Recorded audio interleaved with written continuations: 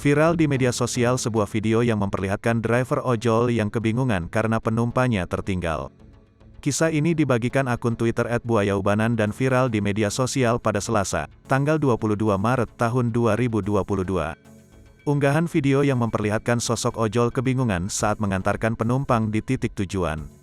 Ojol tersebut tak sadar kalau penumpangnya ternyata tidak dibawanya sampai ke titik tujuan. Ia baru tersadar ketika sudah sampai lokasi tujuan. Padahal sebelum mengangkut penumpang, ia masih tersadar kalau perlengkapan seperti helm sudah diserahkan ke customer tersebut.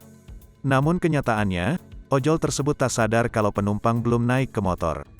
Ia kemudian panik ketika sampai ke tempat tujuan dan dikerumuni para rekan.